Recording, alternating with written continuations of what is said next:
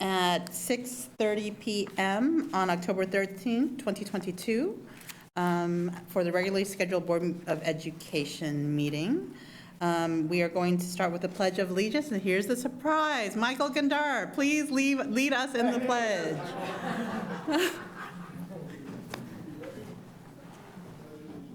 To the flag of the United States of America and to the republic for which it stands, one nation, under God, indivisible, with liberty and justice for all.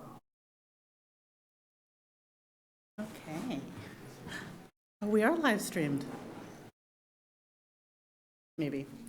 So I'm going to move on to roll call, and we're going to start with Trustee Barnes. Present. The voice from beyond. I am present. Vice President Kirby Gonzalez. Present. Trustee Pizzotti. Present. And Clerk Venegas is unable to attend tonight, and he sends his apology. So announcements of actions taken in closed session. Government Code Section 54956.9D2, pending or potential litigation. Direction provided. Government Code Section 54957, public employee dismissal, discipline, dismissal, release. Item A, Government Code Section 54957, certificated employee, no action was taken. Item E3, Government Code Section 54957.6, conference with labor negotiators, WSTA, CSEA, and management, information received.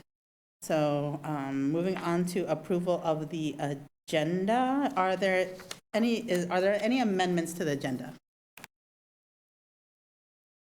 Seeing that No there amendments. are none? Oh, are there? Okay. That there are none, I will entertain a motion to approve. I'll move to approve the agenda. Trustee Pizzotti moves. I'll second. Vice President Kirby Gonzalez seconds. This doesn't count, oh, we have to do a roll call vote, huh? Trustee Barnes? Aye. I vote aye. Trustee Pizzotti? Aye. Vice President Kirby Gonzalez? Aye. Agenda is adopted. Moving on to item J, communications celebrations. I see none on the agenda, and we're going to move on to student board member and association reports. Welcome Christopher Campos from Yolo High School, our student board member report for the night. Hello. Hello.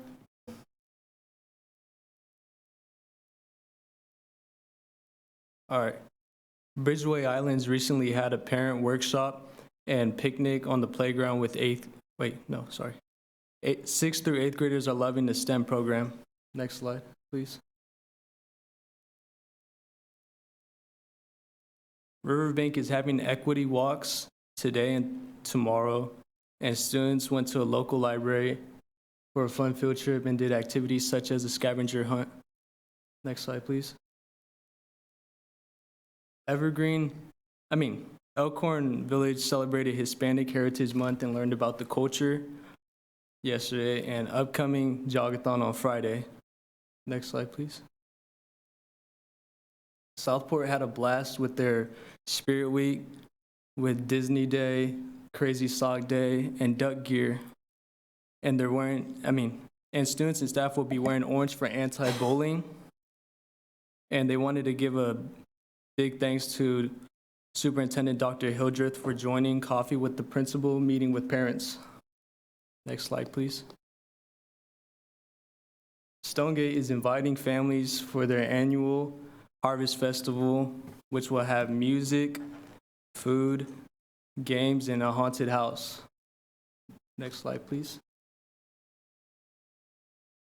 Westmore Oaks is inviting families to join them on October 26, 5 through 7 p.m. for a trunk or treat.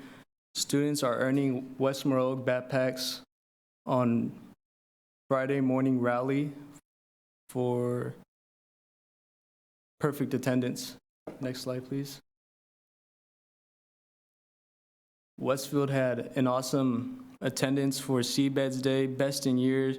They wanted to give a thanks to Eden Barrera and wonderful secretary Maria Jimenez for working as a team to make sure students come to school every day.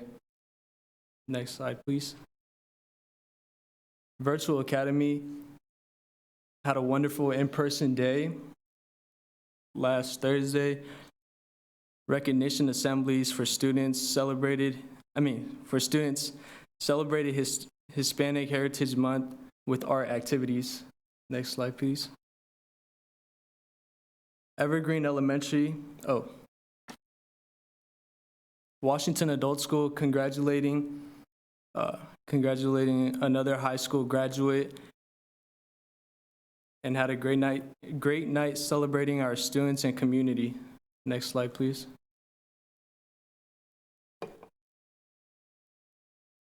Yola High School wants to thank our trustee Kirby Gonzalez for coming out to support our handball tournament and congratulating our students that won first place in our handball tournament. And they also had a huddle and a barbecue last Friday. Next slide, please.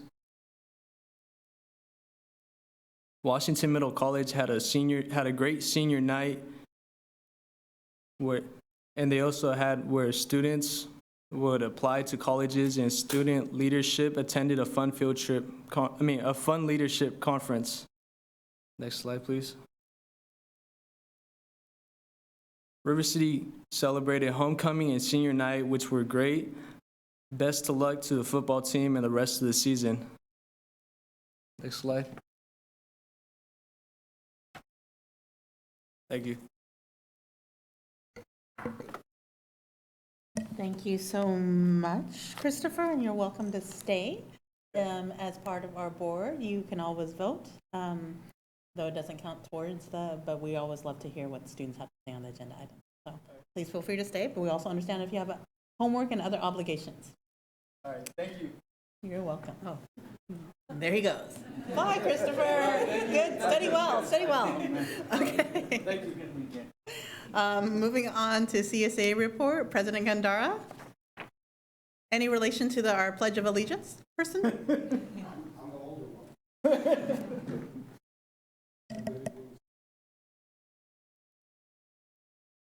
Mic button. On the base of the mic. I don't talk loud enough? I think I do. No. Good evening, Superintendent Hildreth, President Wong, and Board of Trustees. I'm coming to you this evening with some new concerns and some concerns you've heard before. The first one I'd like to discuss is our collective bargaining agreement. This is a negotiated agreement that not only CSA and WUSD spending a lot of time and resources on, but this is an agreement that both CSA and WUSD are expected to follow. We had a meeting yesterday, actually a preliminary conference in alignment with Article 5.1. This was for a violation of Article 7.2 in our evaluations article. The violated portion is that the Human Resources Department will provide each permanent unit member the name of their evaluator on or before September 30th of each year. This is the second year that CSEA members have not been provided this information on or before September 30th. It doesn't say timestamp or postmark. In our meeting, I felt that CSEA presented a fair resolution for this violation. The district's response was acknowledgement of the violation and an apology. While sorry doesn't work for CSEA after 2 years of the same violations, our concerns is, does the school board and superintendent actually care that the district is violating our collective bargaining agreement with no repercussions? I think this is a more serious and bigger conversation if this is true. CSEA is always willing to work with the district and Human Resources Department and past administrations.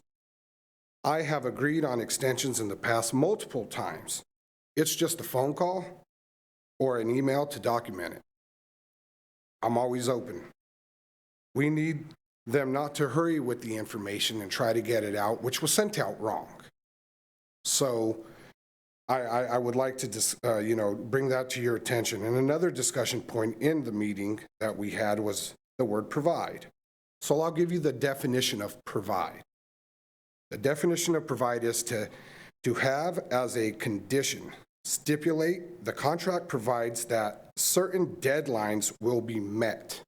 Well, the deadline is September 30th. These, again, were not met. We have a labor relations meeting coming this Monday, and I'm hoping that the Human Resources Department will consider CSEA's resolution so we don't have to file a grievance and have more unnecessary meetings that just take up time and resources. Secondly, there are some recurrent concerns about staffing.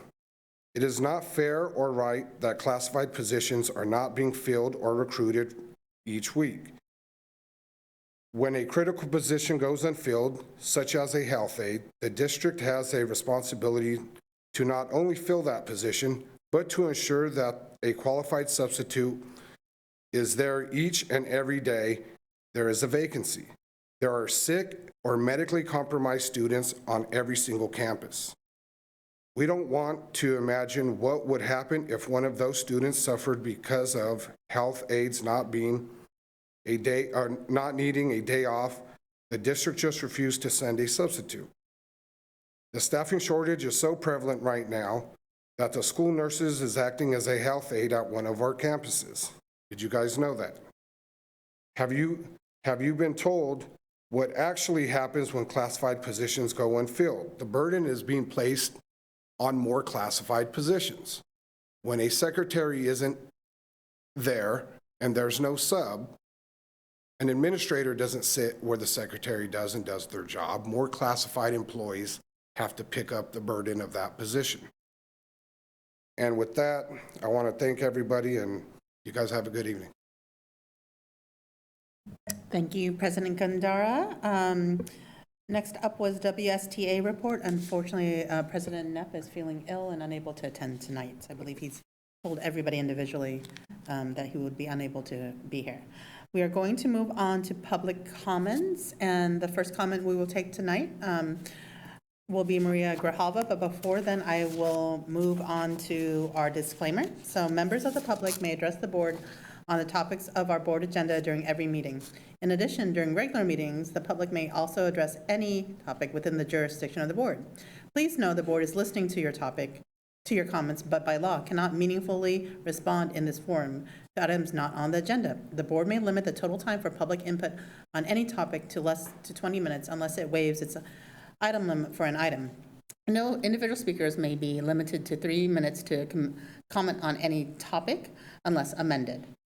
The board respects the rights of members of the public to speak regarding matters within its jurisdiction. However, please recognize that comments regarding students other than the speaker's own children made during a public board meeting may be a violation of the student's right to privacy, and thus the speaker may be legally liable. If you reference a student's name other than your own student, you may be deemed out of order. Furthermore, it is important for the public to understand that negative or derogatory comments made against district employees or others, even those made in a public board meeting, may be actionable civil defamation. Although the board may not prohibit such comments, board policy allows the public to lodge complaints against district employees, providing more opportunity to be heard than is allowed under the open meeting law that governs this meeting.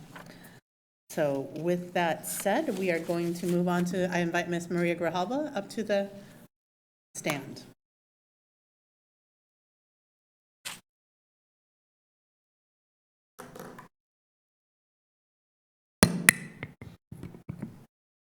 Good evening, Madam President and school board trustees. I'd like to reintroduce myself for the record, for those that might not be familiar with my nonprofit and my role in the community. My name is Maria Grijalva, and I'm the founder and director of the Latino Information and Resource Center, and it is my nonprofit that brought district elections to the school board and most recently to the city council. And so thanks to this, now we have a stronger political voice in the North, for people of color, most importantly. And so I'm here today because I received this flyer that I wanted to share with you. And I was really disappointed with what I saw because it said that Ms. Barnes was responsible for bringing Ms. Hildred to the school board and to the Washington Unified, and that, of course, is not fact. Point of order, hang on a second. She's. Okay, first, she's please, first, before you do Point that. of order, thank Okay. you. She's Yes. bringing up a political issue that's not under the jurisdiction Okay, under, of the it's, board. the First Amendment allows me to speak on any matter, maybe not about the defamatory part, you know, but the First Amendment protects seriously the the public comment rights of public citizens. So, Ms. Grijalva, redirect to what is within the jurisdiction of this board So was versus, I just want to be clear that Okay, it's not does anybody it's not know a that comment to- Ms. Barnes is a school board member? Okay, what's within our Okay. what's within our jurisdiction? Of Okay, the governing so board that is anyway, not and politically, that is not related to an active election. We're not going to go into the details of what the jurisdiction is. As far as I'm concerned, I'm a member of the community, and there's a school board member, and she's seeking my reelection. Okay? Your reelection. Yeah, no, I mean her reelection. Thank you for that. She's seeking reelection, and she's seeking my vote. Okay, so that is a concern. this is not electoral. We're not. Do you This want to is- bring an attorney in? This is, Should we stop and bring an attorney in? Okay, I'm trying to clarify what, within the jurisdiction of this board, is this regarding a political? That's not really relevant at this moment because you're stepping on the toes of the First Amendment. So please proceed. I want to be mindful that this is not a forum to actually put forth political commentary of a current election. I just No, want to it's my clarify. understanding that I can come here and I just want to clarify say. that this is not a Yeah. forum to promote any election During our board meeting. inside I want to clarify. You Yes. can say whatever, I just want to, Yes. this is not to sway a vote either way on a current political election. Okay. I just want to clarify that. Yes, I hear you. And please what proceed you're with your trying to comment. do is limit my my First Amendment rights, though. Because I can come here and say, I wish that you and you and you and you would vote for John Doe. That is my First Amendment right. Okay? but it's not, Would you like to ask counsel? not germane within our jurisdiction. Okay, would you like to ask counsel? Okay, so- You're not so I- counsel, I don't, okay? you know what, this is getting out of hand. We're going Yeah. to move on, your time is up. We will take the Oh, next no, I comment up. don't think that's be fair. I don't think that's actually fair, okay? I'm actually cooperating. Okay, You're the so- one that's interfering with me. So, Ms. Grijalva, And I would have been finished wanna by now. redirect. If this comment is not pertaining to political flyer, I'm happy to take it. It's regarding district elections, and it's If it's not regarding regarding a the political flyer reelection that you have of in a your school hand. board member. I want to be clear, that's not regarding a political flyer that you just waved in your hand. It is. Is it It is regarding because a right political here, there's a flyer that you lie, brought into and our this school board discussion? member lied.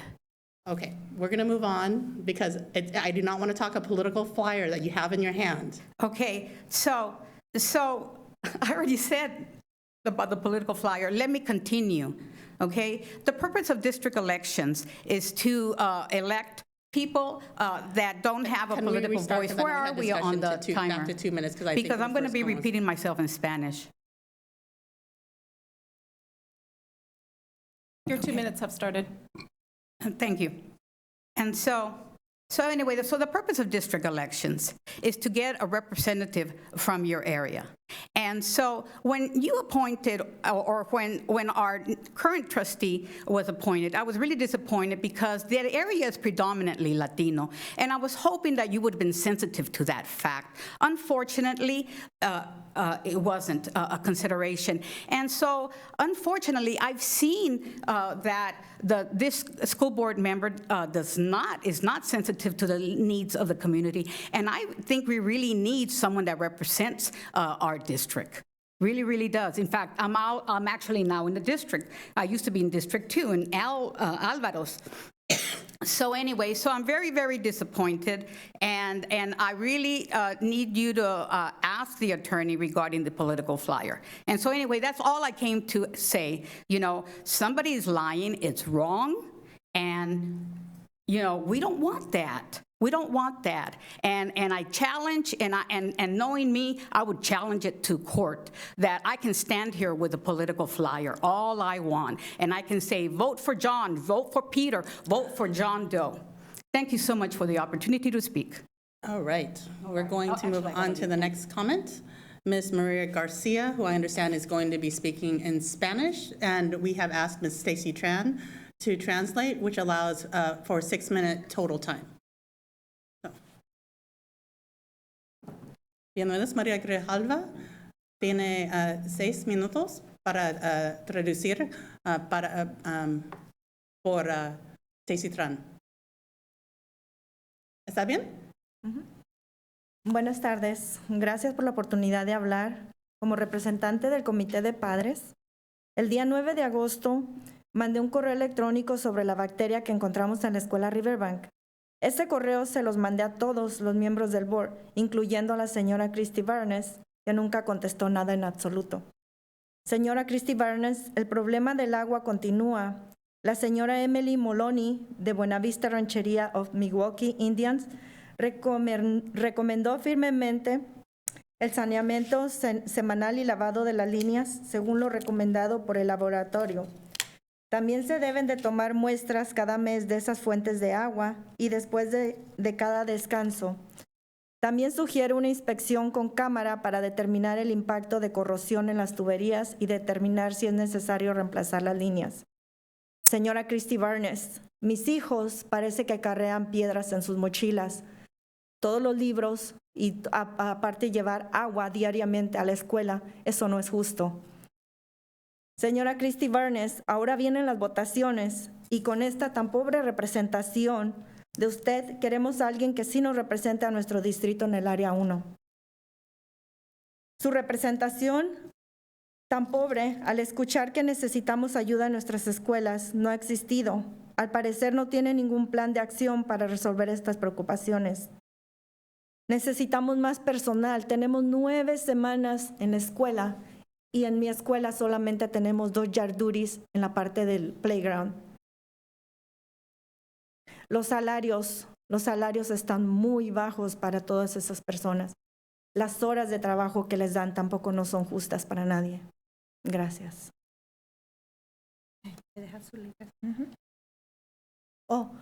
Otra cosa. Los niños, necesitamos programas de regreso para nuestros niños con necesidades especiales. No los tenemos aquí en West Sacramento y los necesitamos para atrás. Esos niños están sufriendo por diferentes cosas, circunstancias que están pasando. Good evening. Thank you for the opportunity to speak with you today. I am part of a parent committee who emailed on August 9th to the entire school board, including Christy Barnes, about the conditions of the water at Riverbank School.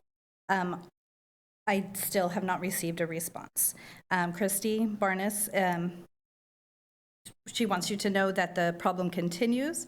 Emily Maloney from Buena Vista Ranch, Rancheria Miwok Indians, recommended that the lines would be cleaned weekly and that there would be monthly camera inspections of the water tubes to make sure that the kids are safe and drinking healthy water. Also, the water bottles that the kids are having to take to school because of this are making the students' backpacks heavy unnecessarily. Also, she would like to direct a comment at Christy Barnes that the elections are coming up and that she doesn't feel well represented as a member of District 1. She would like to see a plan of action that is making moves to resolve these worries. She also is concerned that there's not enough personnel, especially yard supervision staff. Currently at Riverbank, there are 2 yard duties for all of the students. She's also concerned about the low salaries of these classified employees, as well as unfair work hours. Another concern is special needs students and additional programs that they may need and are not currently receiving. Thank you.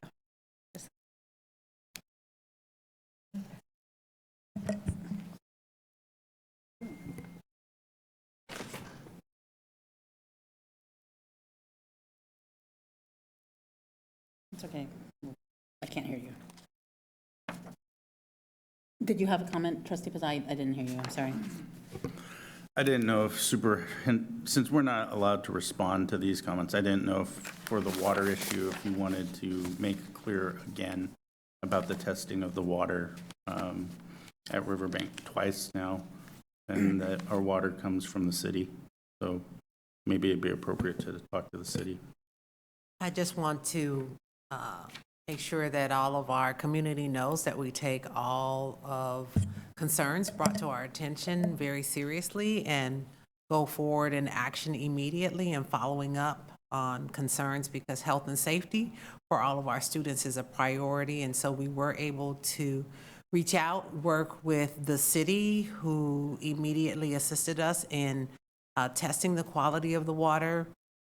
We also, just as a point of, or I should say out of an abundance of caution, wanted to make sure all of our community trusts that our water is safe. And so we did have all of the water sources tested at our school sites across the district in partnership with the city, and the water was clear.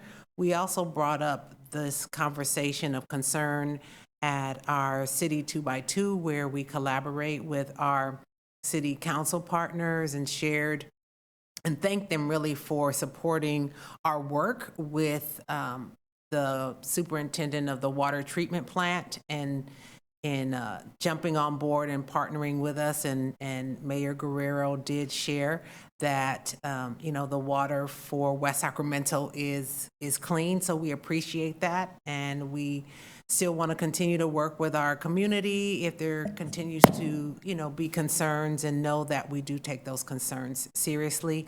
And then lastly, just to make sure that information is available to anyone in the public, we did add a page on our website that specifically addresses water quality for Washington Unified, and it has copies of the reports that we received, information, so that information is available to anyone in the community.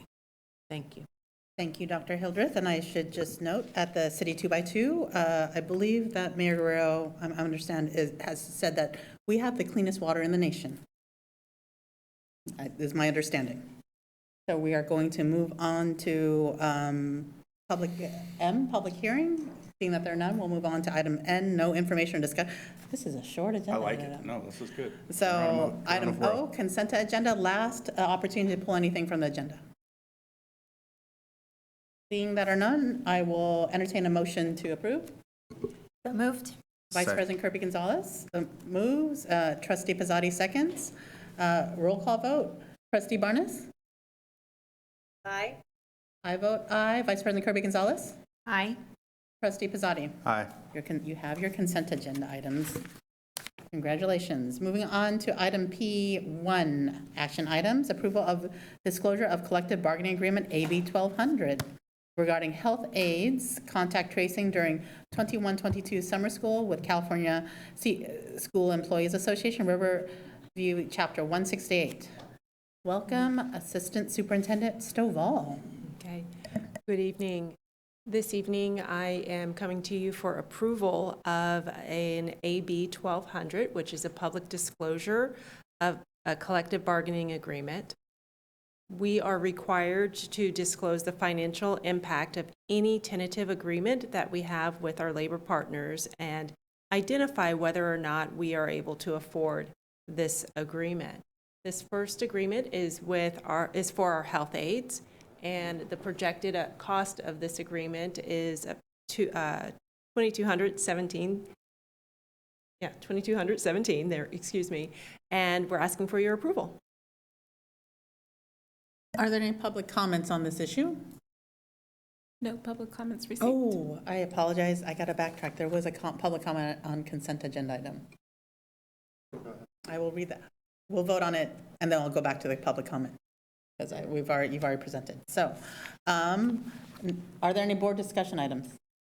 Seeing that there are none, I will entertain a motion to approve. Trustee Pizzotti moves. So to clarify, we're doing action item 1, and then you're going to go back to, okay, yes, I will second. Okay, Vice President Kirby Gonzalez seconds. Trustee Barnes? Aye. I vote aye. Trustee Pizzotti? Aye. Vice President Kirby Gonzalez? Aye. You have your action item. I apologize for that. Thank you. It was a little bit of an interesting conversation before this, so I'm trying to kind of reset and gather full transparency here. So in any case, there's a public comment regarding the consent agenda item 4E from Ms. Gail Costello for the National Athletic Directors Conference. Surely California has a state-level group of officers for an Athletic Directors Association. Why don't they select 3, 5, 7 delegates to send to the national conference?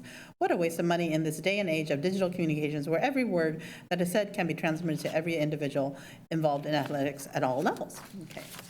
Moving on to now item P2. Oh my goodness, something is happening. Approval of the disclosure of collective bargaining agreement AB 1200 regarding COVID-related duties 2022-23 with CSEA Riverview Chapter 168. Welcome back, and I apologize for the disruption. Thank you. As with the previous item that I presented, this is another AB 1200, which is a disclosure of a collective bargaining agreement financial impact. We have estimated that the financial impact of this agreement is $127,469, and we are asking for your approval. Okay, are there any public comments? I didn't receive any. Seeing that there are none, are there any board discussion questions? Same item-ish? Okay. I will entertain a motion to approve, even from Palm Springs. So moved. Do I have a second? Second. Trustee Barnes moves, trustee Pizzotti seconds, Vice President Kirby Gonzalez? Aye. I vote aye. Trustee Barnes? Aye. Trustee Pizzotti? Aye. You have your plan. Thank you. Moving on to approval of the 22-23 Comprehensive School Site Safety Plans. Assistant Superintendent Stan Moisage and Director of Special Services Jay Burns. Good evening, everyone. Thank you very much. And so tonight, Dr. Jay Burns is going to give you a briefing on our comprehensive safety plans. He led this work from start to finish, and so I'm going to turn it over to him right now. Thank you. Let you do that. You ready, Yorgos, for the slideshow?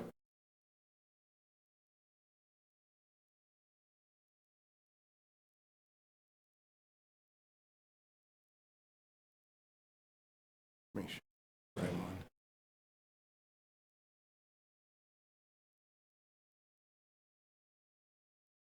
on. All right, thank you. Okay, so just to give you guys a little background on this, we started with our comprehensive school safety plans last year. It's real time, right? It's constantly evolving, we're constantly updating it, we're constantly looking at it and seeing what's coming down, right? Kind of like the pandemic, right? That's part of your safety plan when you do that. So we've been meeting, having discussions all the way since last year.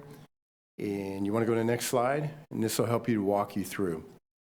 So basically, it's recommended by the California Department of Education that we have this approved by the Board of Education before October 15th. You'll find out as we move on, and you'll look at our priorities. This is that you're going to see safety plans hit every priority, every goal, our 4 pillars. It's all in there. Kids aren't safe, they're not going to learn. Bottom line. Okay, keep going.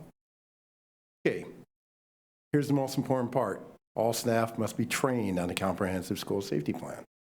Okay, think about that. Think how important that is for anybody who comes on that campus to be trained, classified, certificated, the kids, anybody who comes on that campus. So we've been working on that. And one of the keys here that always throws people, I want you to look down where it's bolded. Each school must review, update, and adopt its plan by March 1st every year. We've been working on this since last year, January, February, March, and then in June, we came back and we reviewed all the work that we had done on our comprehensive school safety plans. And then we reviewed it again and again and again in our assistant principals meetings, principal meetings, and now we're bringing it forward to you for your approval. Okay, and I want you to think about this as we go through. These are the following components. Assessment of current status of crime, school crime, or crimes at school-related functions. This is things that we look at. We have to assess the data and determine what the need is. Child abuse and neglect reporting procedures. This is all from California Department of Ed. Disaster procedures, routine and emergency plans, crisis response plan, earthquake emergency procedures, and fire and safety drills. Next slide, please. So as you look at this, there's other things that are come up, other components, other requirements of our comprehensive school safety plan. We don't make it up as we go along. This is what the Department of Ed tells us we need to have in there. We need to have procedures to allow a public agency to use our buildings, right, if there's an emergency. Suspension, expulsion policies and procedures. Procedures to notify teachers of dangerous students. Our teachers receive emails that have to do with our suspensions, anything that can be considered dangerous under the Ed Code. Procedures for conducting tactical responses to criminal incidents. Discrimination and harassment policies are in there. School-wide dress code is in there. Procedures for safe ingress and egress, right? Getting to school, leaving school. We pay attention to those driveways and what it looks like before and after school, picking up and dropping off students. Maintenance of a safe and orderly environment, rules and procedures on school discipline. Next slide, please. Okay. You're welcome. Thank you, thank you, thank you. That's the key. Were Thank you there so much. other Any slides? questions? We're good, we're good. Any questions? Are there any public comments on, None received. okay, open to board questions? Trustee Pizzotti. I just have one quick one. You mentioned that all staff that set foot on the campus have to be trained in the school safety plans. Does this include substitutes, both teachers and CSEA? Definitely teachers. We do a substitute folder, so when they come on campus, it's right in there. Now, when you talk about CSEA, anybody who comes on that campus, anywhere on that, in that classroom that you go into, and rooms on campus, you're going to see right up on the wall, you're going to see a red flip chart, right? And that's our emergency preparedness. It's a quick and easy one. We just also have our evacuation routes and everything else. So the goal is that anyone who comes on that campus, subs, classified, certificated, is made aware of that. We give a folder to our certificated subs as they come in. So I get that, but what if like it's a substitute for front office staff or something like that? Right. That might be a secretary or a substitute health aide. No, it's a great that may question. be there for a day or something. Right, the expectation is that they leave in their notes the same kind of thing that we would leave for a substitute teacher that has a very small, abbreviated of the emergency plan and the evacuation routes. So it's expected that you leave a subfolder, whether it's for a teacher, whether it's for a health aide, whether it's for the secretaries in the office. And then the final question is, what about volunteers and things like that that are also on our campuses? We do not have when a parent comes in, a parent volunteer, anything that we hand them at the present time. Okay. It's definitely something for us to Well, look and I into. don't know that we'd want to necessarily hand it out to them. I'm just wondering, what do we do? No, it's a valid thought. Valid thought. Thank you. That's it. Vice President Kirby Gonzalez? Yes, thank you.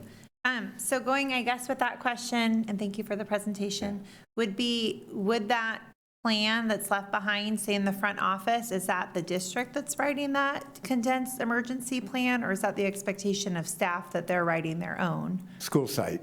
So I met with the APs, I met with the principals, and we've talked about what that condensed version would look like. I'll give you an example. At our last meeting, as we were discussing this, even at our quarterly safety meeting, our district safety meeting, Principal Garcia Sal shared with everybody his condensed version that he shares with all his staff, right? Okay. Quick and easy, quick and easy. Okay, great, thank you. And then I know that these are many pages long and have many components to them, and some of them are not our extensive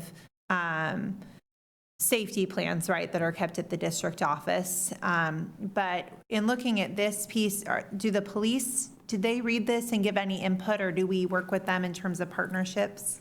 It's a great question. So we've been meeting probably about once a month with Deputy Chief Crouch, Lieutenant Winger, Lieutenant Meeks, and I actually shared these plans with them, emailed them to them, shared them. Lieutenant Winger's been really good at looking over the plans and giving feedback. But we're meeting with them monthly, and we're debriefing about things that are going on in our school and in our community, having discussions.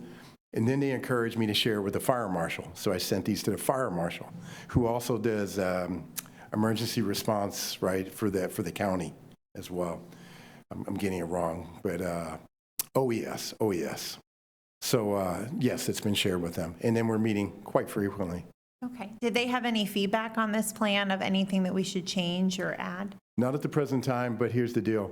It's ongoing, so we're meeting with them, and then they're still looking at them, and we're going to keep getting feedback. For example, we're looking at the new modernization plans for Westfield, and Lieutenant Winger has been very involved in what's called environmental barriers, so we're looking at that. Okay, good. And so I know that we have a deadline to approve by October 15th, and so I understand that, and I'm supportive of moving forward. What I would ask is that we have just another layer of that conversation, because I know the language right now with our kids, these are hard conversations to have, but that we have to is, the run, hide, fight. And that's, where we have moved in terms of how to make sure to keep our kids safe. And these, I looked at multiple schools that still say, lie flat on the floor. And so just that we make sure that we're updating this to be in line with what is being put out there for our most recent data. So that would be my recommendation, is as you continue to have those conversations, that we go back and look at our plans and make sure, is that, because these are very comprehensive, I know there's many pieces to it, but this specifically, is that in line with what our latest reports have been showing us? And I know one I shared was from the FBI that I had shared recently, and a couple others. And so I think it probably needs some of that language, is what I would, that's my recommendation as an individual, but that we mirror the run, hide, fight language. And I know that drills and everything else can be very sensitive to our students, and there's a lot of research too that we're not running our, these drills all through with our kids in this way, but that we're reframing some of our thinking as adults. So just for clarity on process here, and will you be voting on this scenario, or are you requesting to go back to amend all of them? No, so to make it clear, I understand that we're on a deadline. I'm voting to move it forward, and I approve it, with the intent that those conversations are ongoing. So if any changes need to be made, that they would come back to us. All right.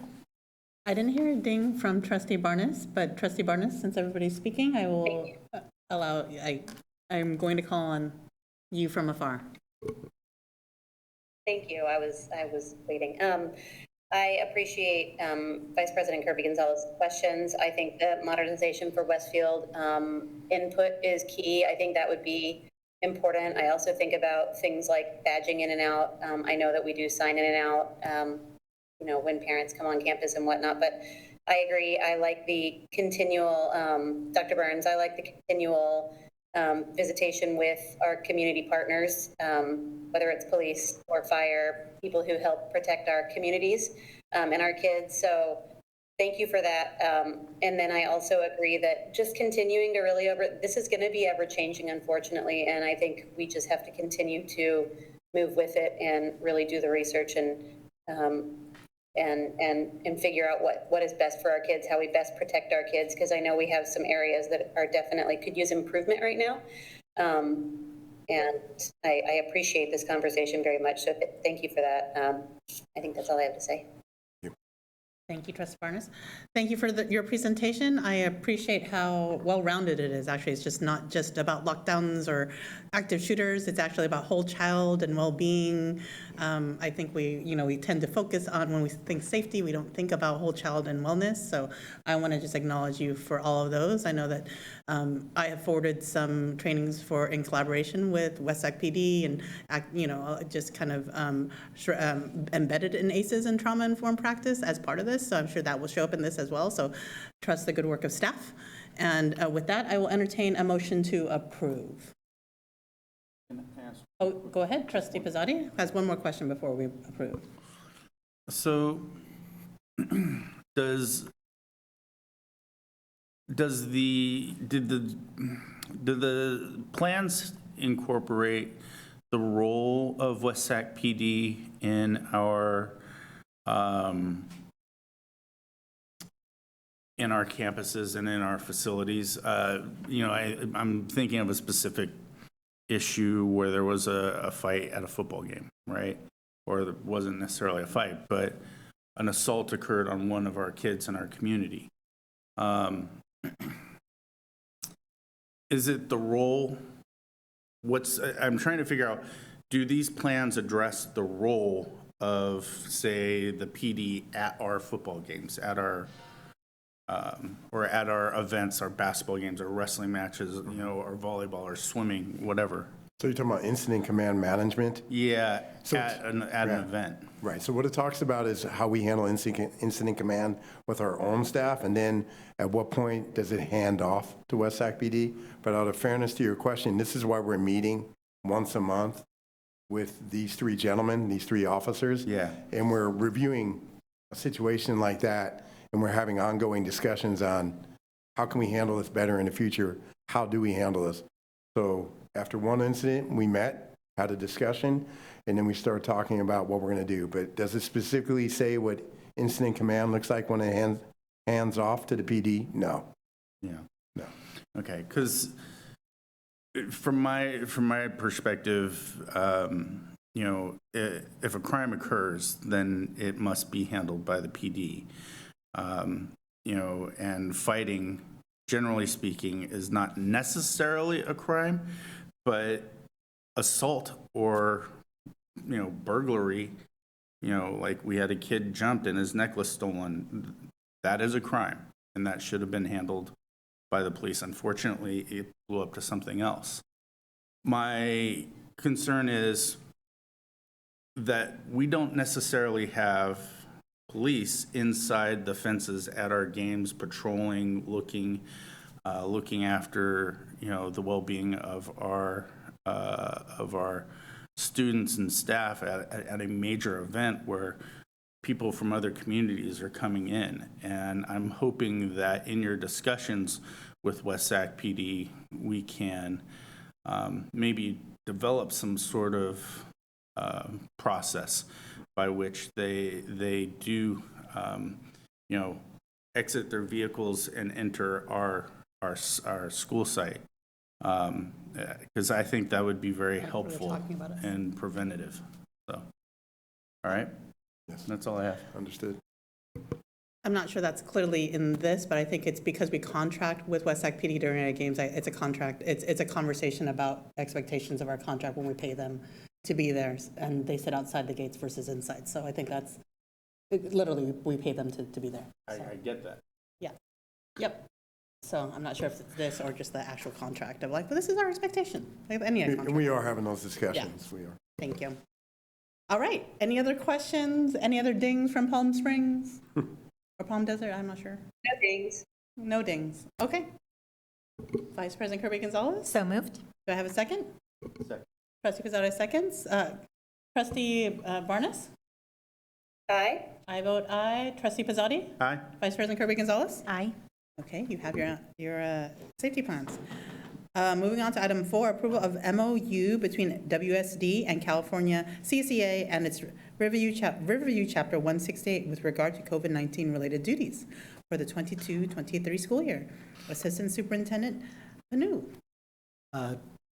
President Wong, trustees, superintendent, the board is asked to approve the MOU between WUSD and CSEA's Riverview chapter with regard to COVID-19 related duties for the 22-23 school year.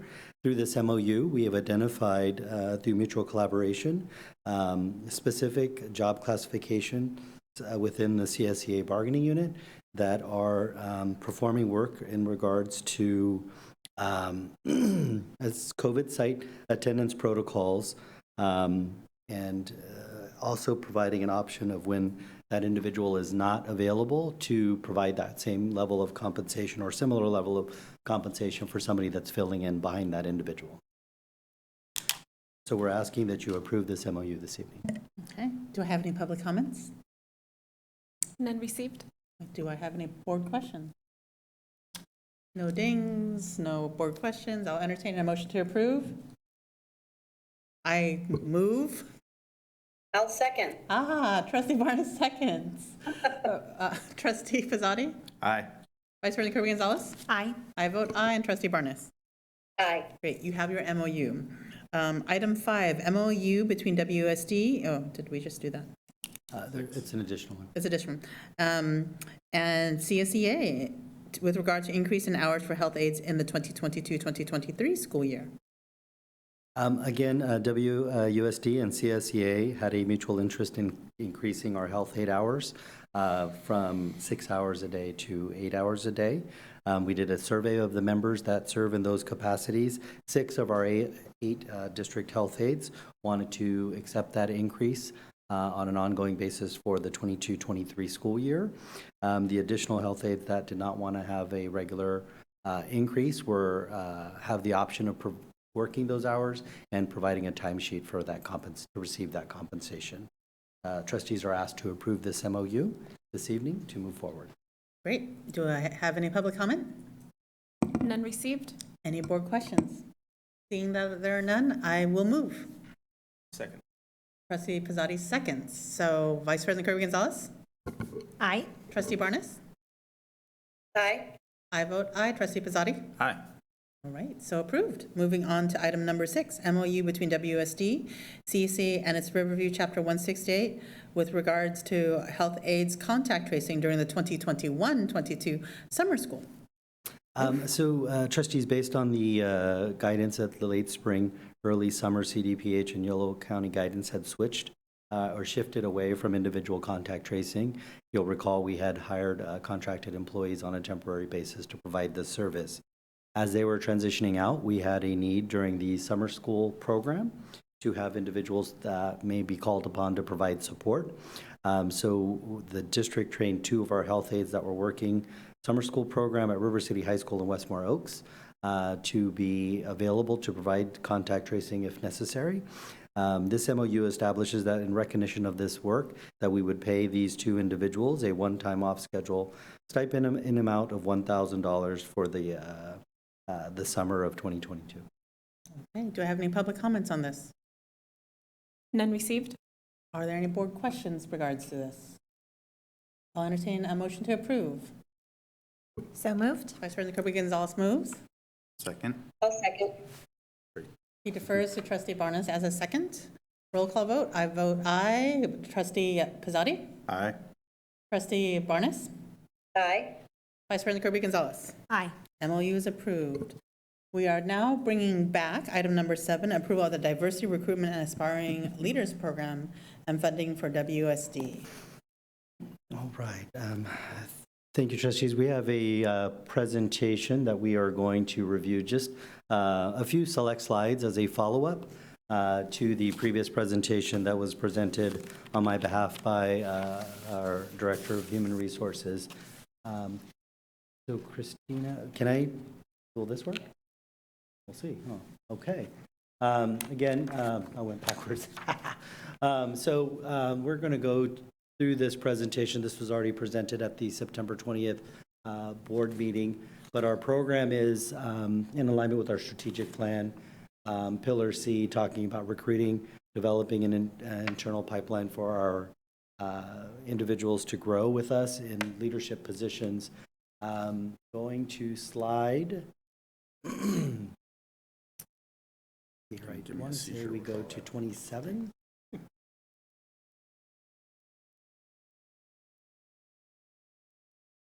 There we go. Okay, follow up from the September 22nd board meeting.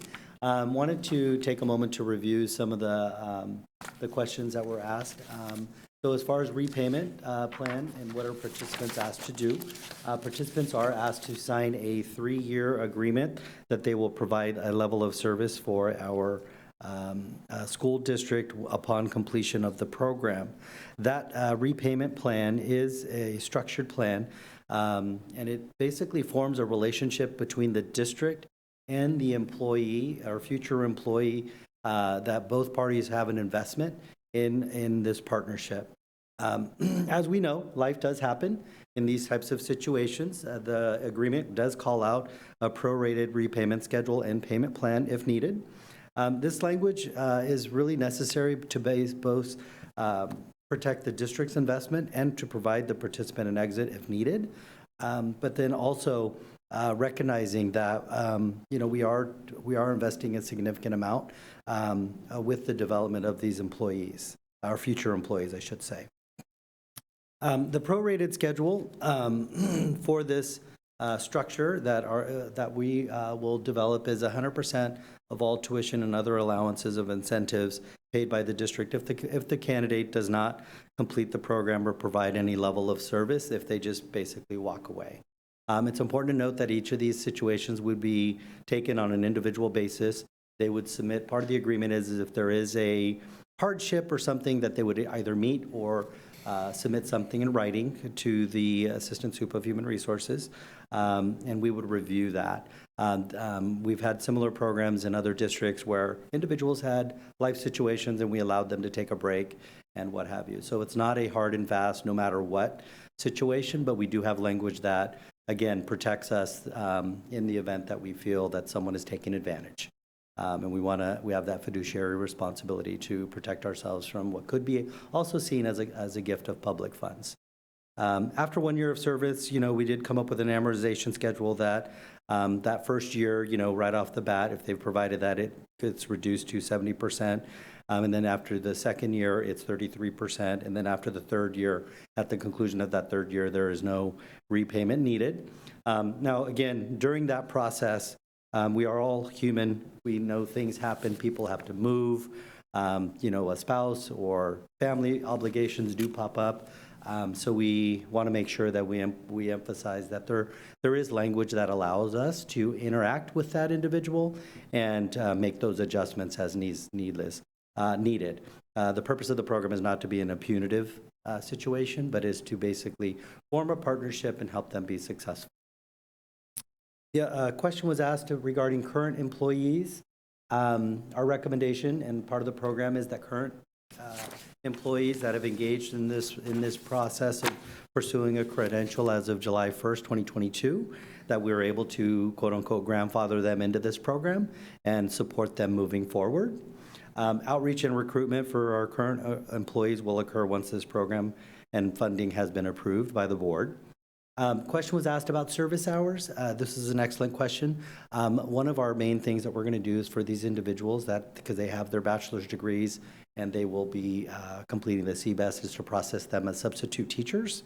And then also, many of our credentialing programs have a service requirement or a field work requirement, and we would want these individuals to be working in our schools with their placements while they're doing that field work. There would be exceptions if somebody is a former WUSD graduate. For instance, they're at Chico State, and that's what the credential program that they're going to do. Most likely their field work hours would be at Chico State. We would not want them to disrupt that relationship.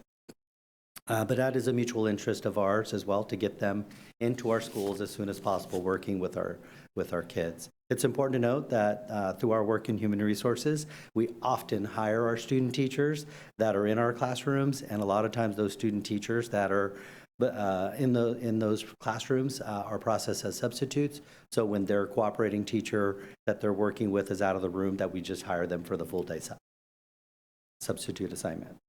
I went backwards, sorry.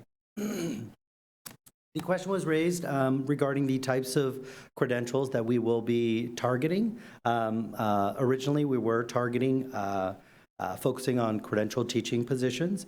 One of the reasons is because we have we project out, amortize out the types of vacancies we're going to have. Our focus was on teaching just because every year we do have a select teaching positions that are available. However, with this program, we are in a flexible situation that, for example, if we are setting aside budget for 30 slots, and we can make available, if there's a need for individuals pursuing other types of credentialing, to support them, not solely on teachers. Again, we would pay for 80% of that licensing requirement, such as a pupil personnel services credential. Yes. PPS. PPS. But this would not include the base degree, because some of those base degrees are master's degrees and requirements, such as school counseling and what have you. But we do have room for that. So we will adjust based on what types of interest there is, and then also based on our need. What is our district need? Because that's the main thing that we're trying to fill. For example, we may elect to have 8 teachers and add 2 areas such as social workers, or maybe it's a counselor in a year. So there is room for that adjustment for us to do. Incentives, wanted to provide a breakdown of when the incentives would be received. The tuition would be a reimbursement process or a direct pay to the participant's program. We would not actually issue payment to the participant. Housing, this is paid monthly and is required, the participant is required to provide us a lease or rental agreement, verifying that they live within our boundaries. Hard to Fill is paid once they have earned the credential, and then the Diverse Experience is paid in 2 installments. One is after 30 days of entering a credential program, and the second installment is after 6 months of their participation in a program. We wouldn't want to wait until the end of the program, just because part of this is to help them be successful and support them throughout the program. Our timeline, the HR team is primed. We are ready to go. We have our efforts to begin as early as tomorrow morning. Our wonderful partner in our communications department, Mr. Yorgos Kazanis, has our website ready to go. We have a Q&A ready to go that will be virtual and in person.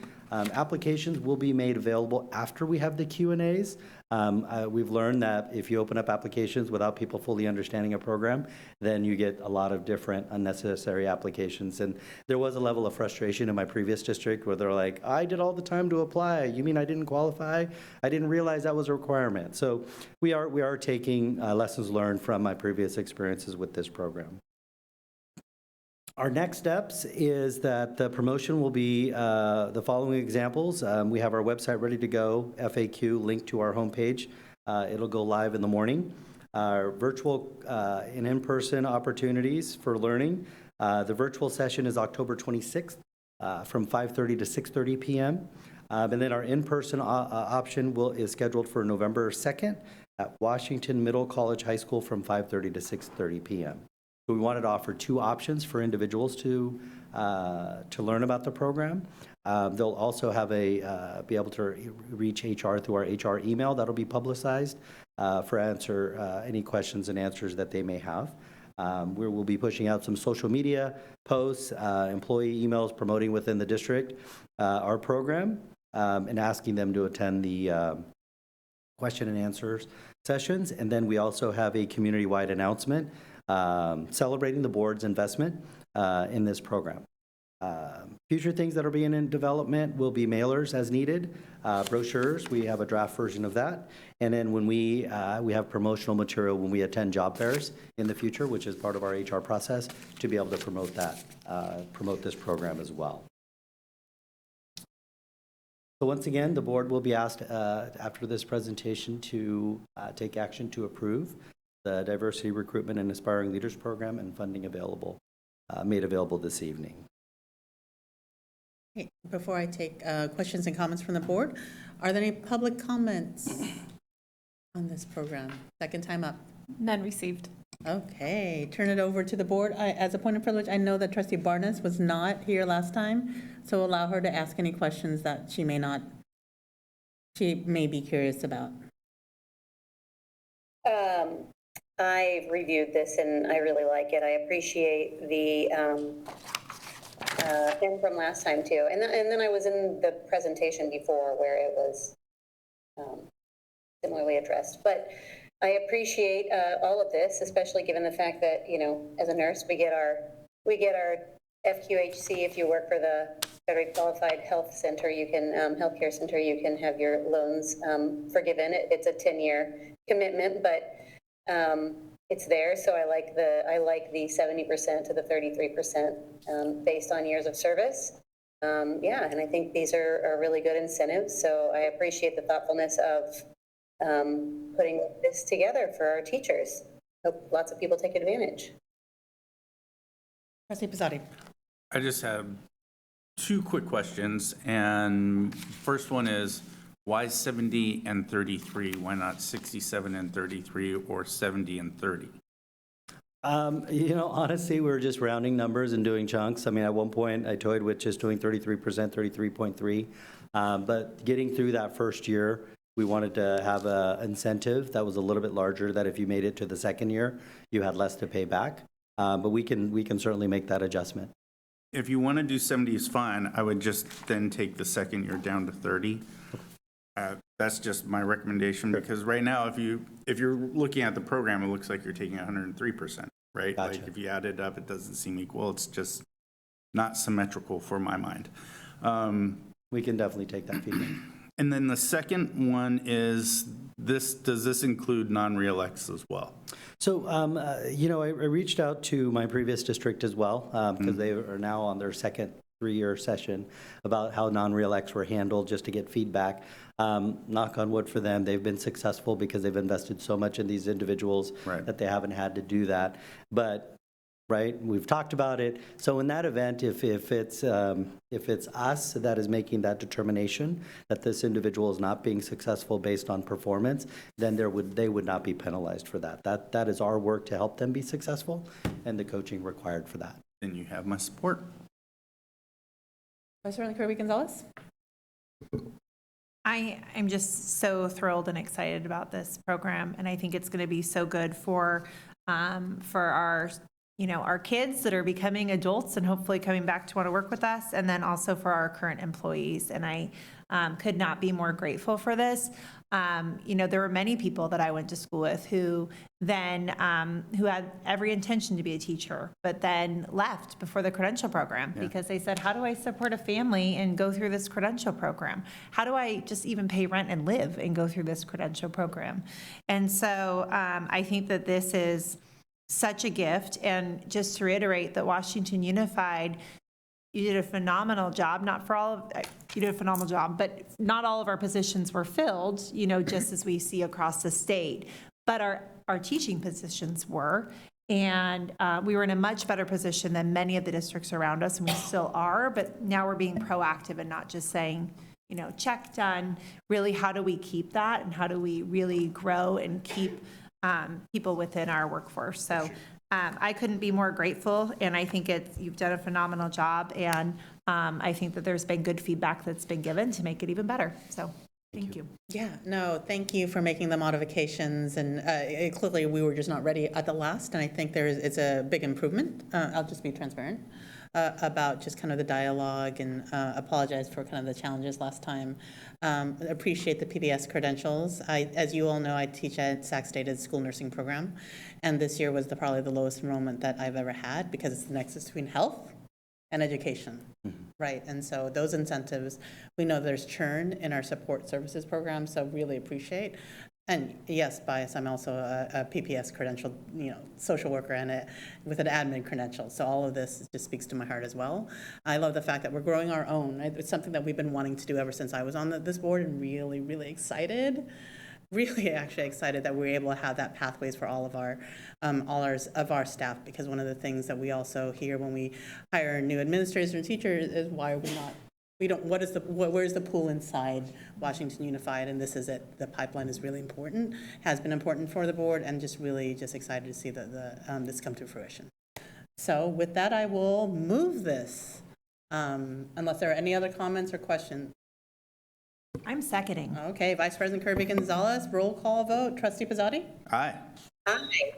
Oh, wait, I'm Barnes. You are Trustee Barnes. So now, Trustee Barnes, are you up? Well, I got excited because I love this. Sorry, go ahead, Trustee Pizzotti. Did he vote? He did. Aye. Yeah, aye. Sorry. Now you. Okay, aye. I vote aye. Vice President Kirby Gonzalez? Aye.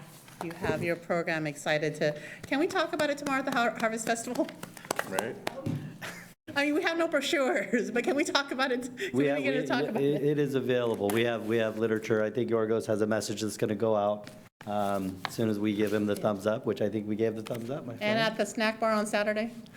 Okay, thanks. Absolutely. All right, moving on to, I was so excited, I'm like, we're done. Okay, moving on to board governance. There's nothing under board governance to be adopted tonight. I'm moving on to superintendent comments, and then on to the board. Superintendent Dr. Hildreth. Thank you, President Wong. There's really a lot to celebrate here in the month of October, and not only with, what we're doing to support our students, because that's really why we're all here. We're all here to support our students, and one of the things that I wanted to just highlight since our last board meeting about 3 weeks ago is that I've had several opportunities to engage with different community members. And so for me, that has been a joy. I have been able to meet with, I have a new superintendent's parent advisory meeting, and we have increased our numbers from one parent to getting more parents. We had representation from all the schools, and really, these meetings are designed for me to meet with some of our parent leaders in different ways, receive their direct feedback, engage in constructive discussions about important topics that are near and dear to our school community, and provide me with valuable insights that we can then connect to our work and our strategic plan. And so not only have I been able to meet with parents through the advisory, but I've started attending the coffee with the principal sessions at each school. So I've gotten to 2 so far. I've gone to Southport, I've gone to Bridgeway Island, and that's not only for me to share what's happening in the district, but for me to hear what parents are sharing. It gives me the opportunity to see our administrators engage with their communities and what is they're highlighting at their schools, and for me to really hear from our parents. And I also, since our last meeting, I've met this week with our student advisory group from River City, and we've gone over our strategic plan. We're focusing on our portrait of the graduate and getting feedback. But one of the main questions that I'm asking when I'm talking to parents and when I'm talking to students is to tell me why they're choosing Washington Unified. I mean, there's a lot of choices out there, so what is it that is connecting them to our schools, to our high schools, so that we can continue to attract people to want to come to our district? And they've been very forthcoming, and that has been really like the highlight of my day when I'm out in the community. I've been able to engage with our teachers. We had a wonderful professional learning day at River City High School last Monday. We are very appreciative of our parents because we know that that is how they're investing in us when kids aren't coming to school. We know that creates some challenges and changes in parent schedules, but to invest in our families and invest in our community and our teachers, that's what was required. So we had a wonderful day of collaboration. I was able to go to each school, had a breakout room, and see like the whole staff in different rooms at the high school. And then there were grade level breakouts. And so I was able to hang out with our 4th grade teacher team. And I told them, as a former 4th grade teacher, I was going to start there. So just to really hear people are so thoughtful and talking about instruction and focused on how we are supporting our students. So just grateful for that opportunity. And we're now planning for our PL Day in January, which will include our classified members as well. So looking forward to that.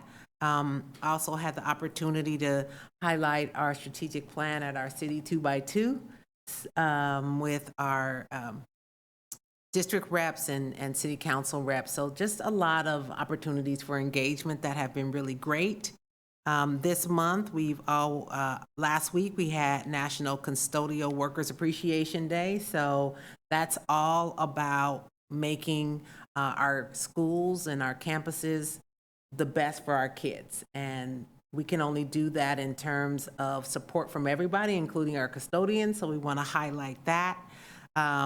We are celebrating School Bus Safety Month in October. Our transportation department makes sure that our kids get to school and home every single day. So we want to thank them for that.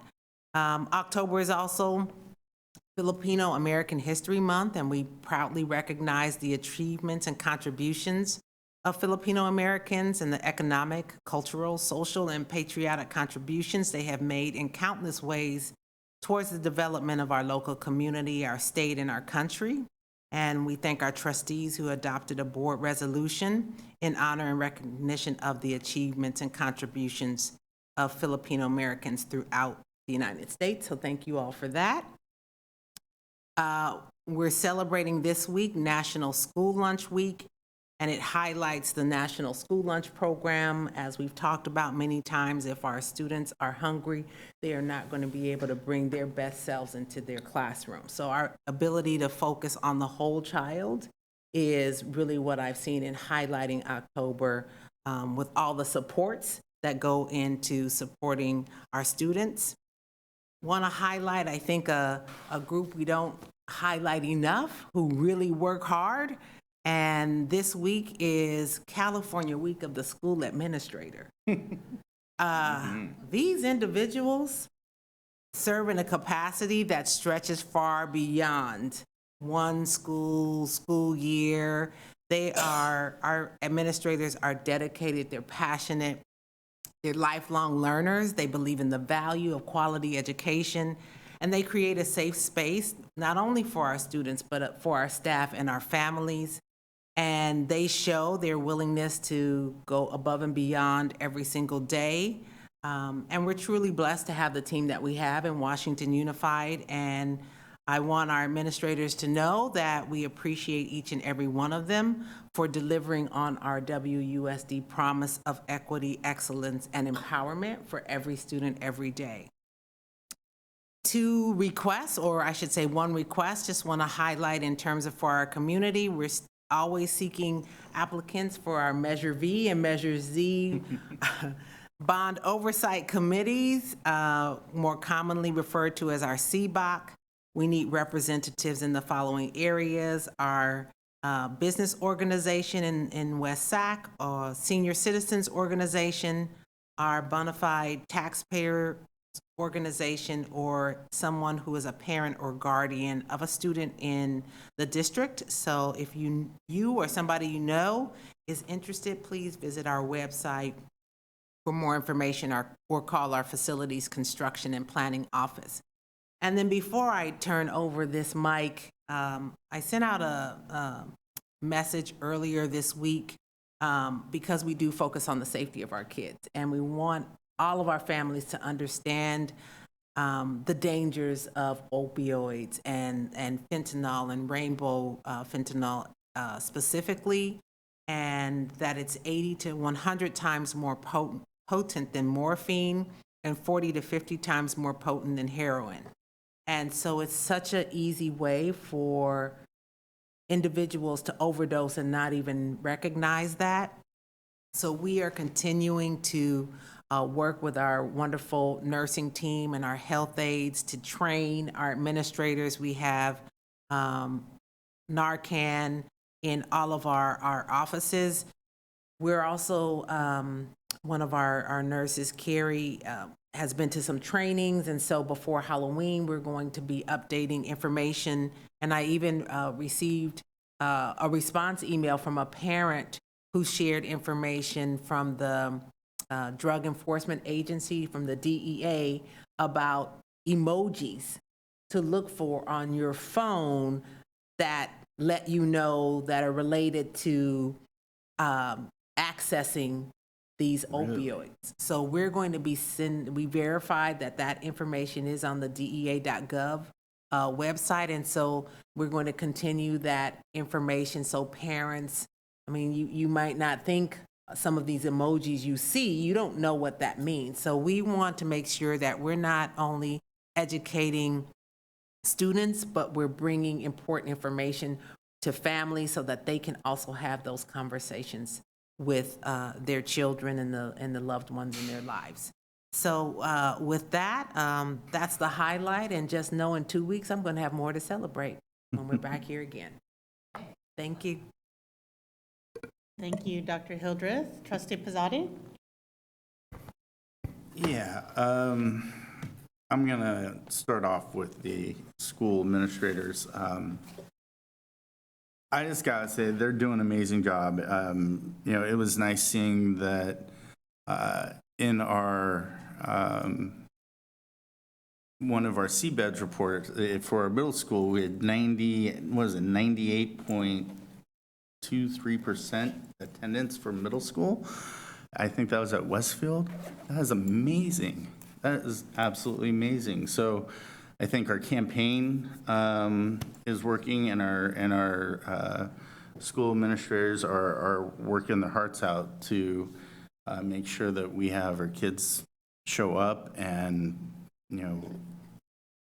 deal with, the daily routine of being an administrator.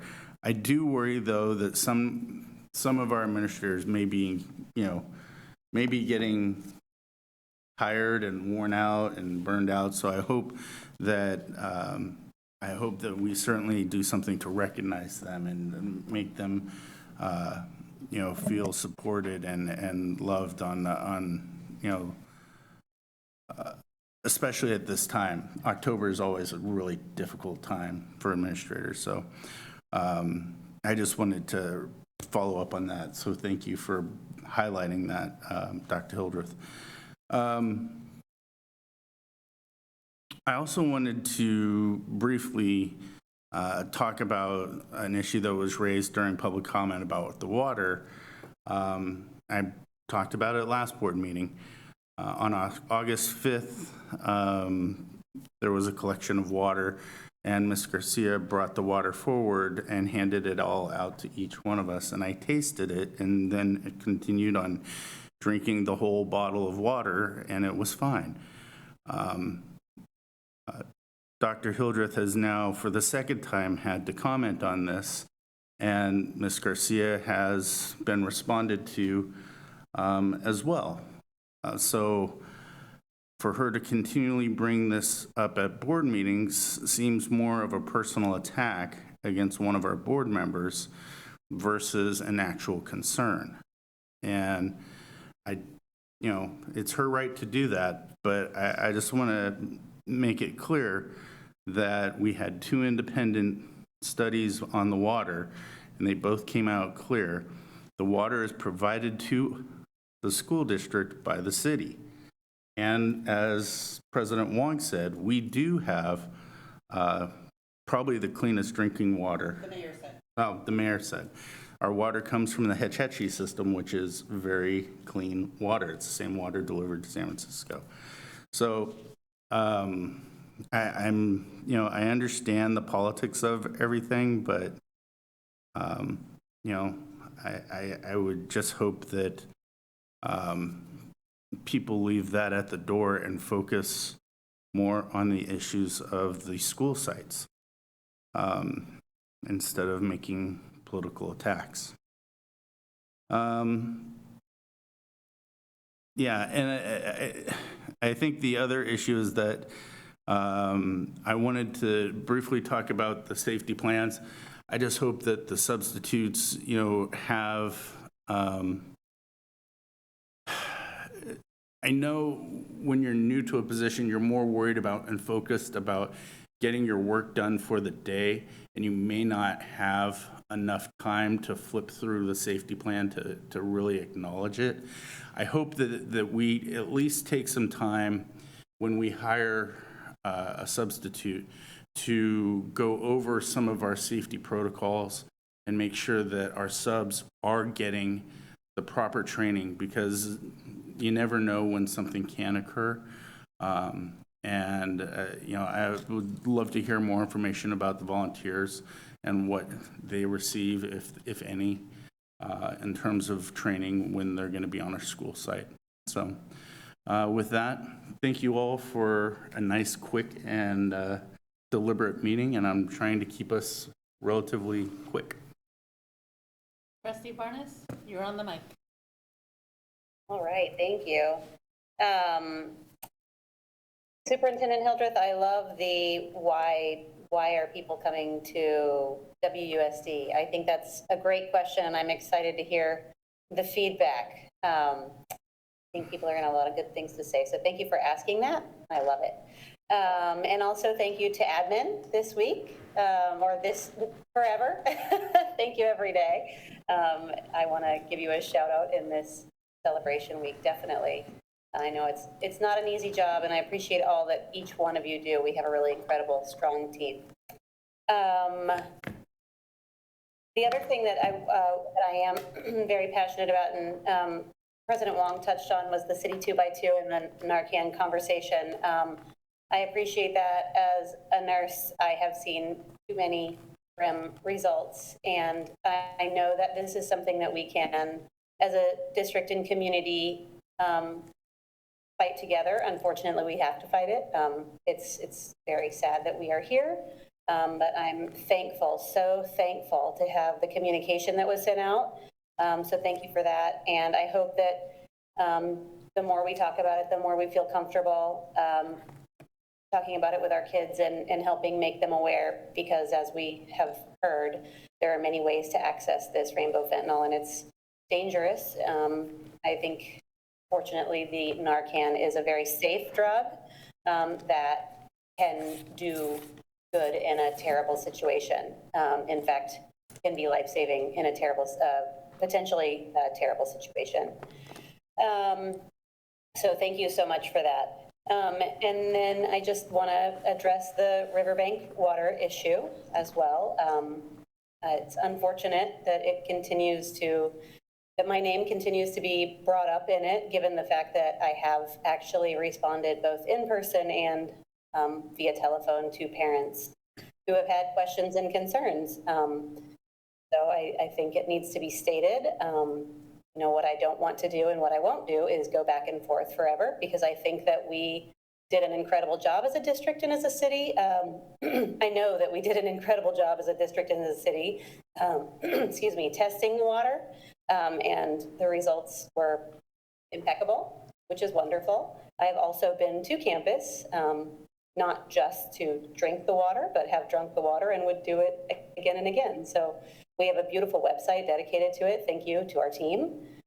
If anyone has questions or concerns, when these issues were brought up, I immediately brought them to superintendent and staff, and issues were addressed. They had already been aware, but no, I have not been sitting back, relaxing, not thinking of concerns of the community. So thank you for hearing me on that, and that is all I will say. Please reach out for further questions, but we do also have a website with test results, and it's very clear. And I live right there and drink the water as well. So with that, thank you for tonight. I was bummed about some of the comments, and I'll leave it there. But thank you so much. Vice President Kirby Gonzalez? Okay, thank you. Yes. Dr. Hildreth, you had so many points. I checked them all off, almost all of them. So thank you for everything that you went over. I will share a couple things. One, I wanted, he's no longer here, but our prior student board member, Emiliano, who has since graduated. He was graduated from Yolo High School, and he offered to come back and mentor student board members. And so it was great to see him tonight, and it was great to see him give a high five to the student board member and say nice job too. So a shout out to him. And sometimes those are the best folks to work with. Our students are people who've been through the process and can share. Oh, hi. Are you? Now the computer's right here. Another piece is having parents. I think it's so nice to now come back onto campus. So I was at the principal coffee as well, and got to see Dr. Hildreth there, which was wonderful. And it's really nice to now be able to have these experiences again. And so one that I think we can think about now is, especially for River City, is our parents who have not yet made the decisions of what they're going to do for high school. Let's get them on the campus so they can see it and feel it. It's a great, great space with really incredible pathways. And our kids they're doing really great things there. So they've done a spring showcase in the past, but we've had delays with COVID and changes that have happened. So if we can just think about that as we move forward, of how we can really strategically, invite the families onto that campus. Is it the spring showcase that's already, will that be existing again? Or is there another opportunity just to kind of bridge that gap? And then also I did go to Yolo High School and see their handball celebration that was shared here tonight. And I said I would bring this up and share this with you all. And I shared it with Dr. Hildreth. I remember they came years ago and shared a little bit about handball and what they were doing.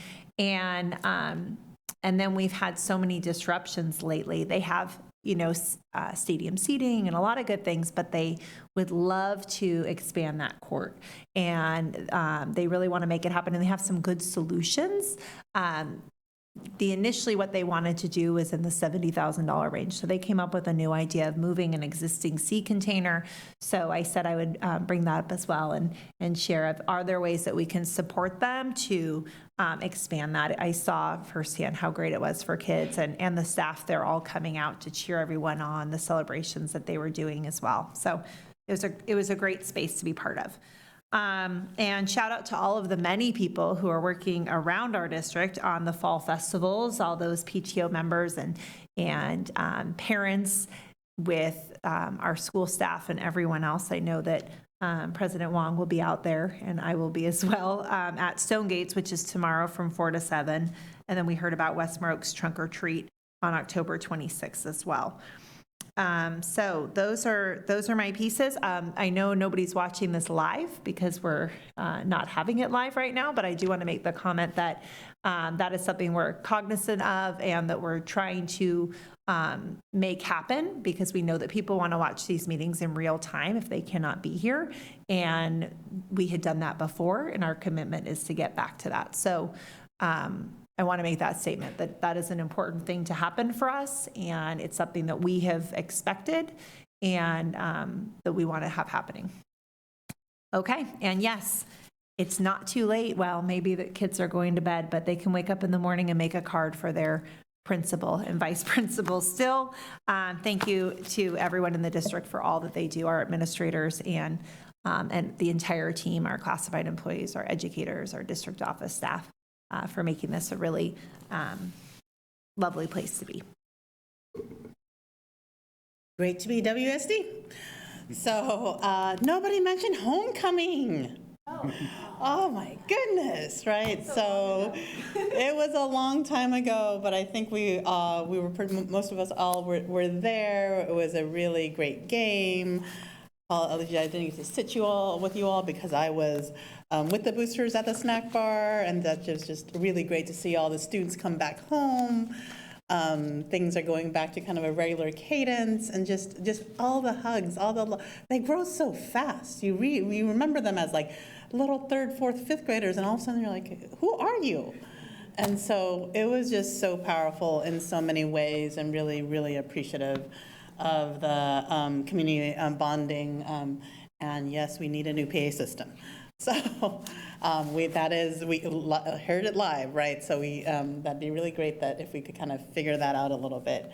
Thank you for updating us on the 2x2. I unfortunately wasn't able to make it because it was in the middle of the day, and it was hard to kind of move things around. I was actually asked to rap at this thing called the WSE Collaborative by Dr. Burns with my other first 5 hats, and I think I did well. I only know one rap. I won't do it right now, but I think I was on rhythm or on beat, if you will, and so that was fun. But was I don't know. I have my tennis shoes on. In any case, we'll perform next time. If not, if it's not a performance at every board meeting. In any case, really powerful to see an auditorium full of our partners. And I said, Jay, but this is not even all of them, right? So to show up, to want to kind of wrap their love, their arms, their programming around our kids. We had the DA's office, we had Victor Services, we had Ellicott Health Centers, we had all the people, right? Like, so it was just, again, coming back to a space post-COVID where we can see each other, we'll talk about vaccination clinics, we can talk about, again, we don't all have to do it alone, and that was the power of that room, right? That our partners, people think it's all us, but I really think that when we think about whole child and wellness, we have such phenomenal people who will show up for us and with us. Sensitive services, I think it was Elika Health Center who was talking about like ensuring that our kids get provided permission to seek out LGBTQI services and supports and confidentially. It was just a really amazing to hear. And I know Dr. Burns is figuring out how do we get this information out to our staff and bring more people under the tent, because I know so much is going on. I know that a lot of foundations, and thank you formally, Yokadihi, who's kind of actually funding a few things for us now. Around mental health services, and then United Way, we know that we're going to do more work there. Just a lot of really great things actually happening post the pandemic to just really hone in on focusing our kids so that they can actually focus on school, right? So just really excited about that. Really also, and so I think I said this last time, is that I've been asked by the California School Board Association to validate other school districts' Golden Bell Awards, and I visit and I go, what? Our program is better than theirs. Why have we never submitted our equity master plan, our response to our vaccination clinics, all of that? And not again, they're also really phenomenal programs. I really think that this year or next year, we should submit our a Golden Bell Award for ourselves for any one of the various things that I just mentioned. Our newcomer yes, we should actually do a Golden Bell for our newcomer program. 100%. And so, but again, it's just, as I visit these other districts, we're better in some ways. Right, we're investing in our kids. We're walking the walk. We're talking, around equity and justice. And so, I know it's more work. I'm happy to help you write it, but it's just we need those little things, because that's also what attracts parents, right? When they see all those golden bells and what we're doing, it's another kind of thing that we get to brag about. I'll just say that our staff are so humble. All our administrators are custodial, everybody, right? So we don't talk enough about the great things we do. So going back to hashtag great to be WSD, right? So I just want to mention that. I and Trustee Barnes participated in Rock the Block. Oh my gosh, I hadn't worked that hard in a very, very long time. Sweat, sun, all of that, pulling weeds, painting, all of that. But one of the things that warmed my heart, again, just our community, right? We had a grip load of, again, former Southport, River City High School kids came out in 24 of them. Southport, kids who just volunteered, from the Southport PTO mom who organized it, who's now an RCA, River City mom. And it was just just warms my heart, this community, right? So it made me think. I know we got rid of the community service requirement, but man, I really would love something to kind of, again, possibly bring back. Something like that, just to get kids back into civic engagement and volunteering, because one, it's good for the community, but honestly, it filled my soul. Research shows that it's actually good for mental health to give back and be positive. And so just something I've just been noodling on. I know it was a really, a big conversation for me when it was suggested that we got rid of community services because it came a checkbox, but we can make it meaningful, like Rock the Block. And it was just, like I said, powerful to see all of the kids who I saw as, just little tiny boys and girls to just young adults giving back to the community. And then, so again, thank you to all the PTO. On that note, thank you all to the parents, the caregivers who are organizing the harvest festivals. Stonegate, we will be there tomorrow, 4 to 7. We have swag. Look for the WSD table. And us, I may rap for you. Not tonight, but perhaps tomorrow. And Vice President Kirby Gonzalez will dance. So in any case, but I hear there are pony rides. Oh, we do have community service back. Okay, my bad, we have community service back. I lied. So let's figure out how to formalize some of the more of these meaningful. So did they just show up to check off the box? Is that what you just told me? We're working hard. Anyway, it's still great to see them. They didn't smile so much in the pictures, but okay. And then I wanted to also share that I think the city, through the West Sacramento Historical Society, yes, we do have one. Tomorrow there is, through my father's eye, the Filipino-American photographs of Ricardo Ocreto Alvarado. Is being shown at the Historical Society, and there will be kind of, the photographer will be there talking about it. So from 2 to 4, if you all want to go as part of, across the street, yep. Oh yeah, I forgot where we were. I'm like, oh yeah, we're across, yeah, right across the street here. So if you want to just look at artwork and meet the photographer, that'd be great. And I think that's it for now. So thank you all. And it's 8:07. How wonderful is that? And we are going to move on to future agenda items. Social emotional screen results will be presented in November 2022. Universal TK action item, December 2022. And the board reorganization meeting will happen in December 2022. All right. With that said, I will entertain a motion to adjourn. So moved. Second. All in favor? Aye. Adjourned.